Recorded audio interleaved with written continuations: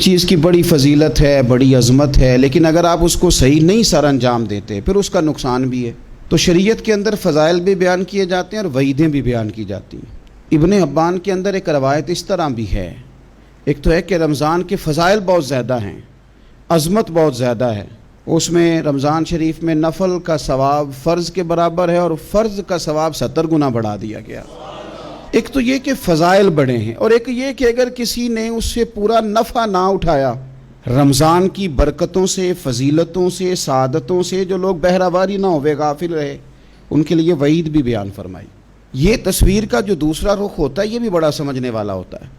نبی پاک صلی اللہ تعالیٰ علیہ وسلم نے ممبر کی ایک سیڑھی پر قدم رکھا تو فرمایا آمین، پھر دوسری سیڑھی پر قدم رکھا تو فرمایا آمین، پھر تیسری پر قدم رکھا تو فرمایا آمین۔ اب صحابہ کرام علیہم رضوان کو تجسس ہوا، عرض کی یا رسول اللہ صلی اللہ تعالیٰ علیہ وسلم یہ 3 دفعہ آمین آمین۔ حضور نے فرمایا میرے پاس حضرت جبریل امین علیہ السلام حاضر ہوئے اور انہوں نے کہا ہے کہ یا رسول اللہ صلی اللہ علیہ وسلم اللہ اس بندے کی ناک خاک آلود کرے، یعنی وہ رسوا ہو جائے، جو اپنے ماں باپ یا دونوں میں سے کسی ایک کو بڑھاپے میں پائے اور پھر ان کی خدمت کر کے جنت حاصل نہ کرے۔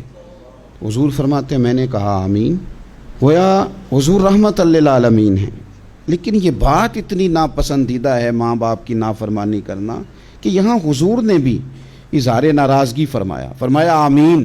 پھر فرمایا دوسری سیڑھی پر جب میں نے قدم رکھا تو حضرت جبریل امین علیہ السلام اس وقت فرما رہے تھے کہ یا رسول اللہ صلی اللہ علیہ وسلم اس شخص کی ناک بھی خاک آلود ہو جائے جو اپنی زندگی میں رمضان کو پائے اور پھر بھی وہ جہنم سے آزادی حاصل نہ کر سکے، پھر بھی اس نے رب کو راضی نہیں کیا، رمضان ملا اسے، اس کی ناک خاک آلود ہو جائے، رسوا ہو جائے۔ تو حضور فرماتے ہیں میں نے کہا آمین۔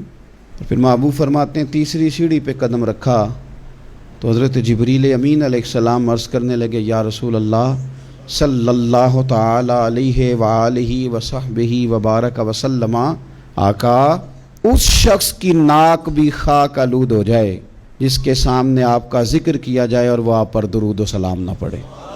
حضور فرماتے ہیں میں نے کہا آمین۔ تو ان وعیدوں پر بھی غور کریں، یعنی خاص توجہ دیں۔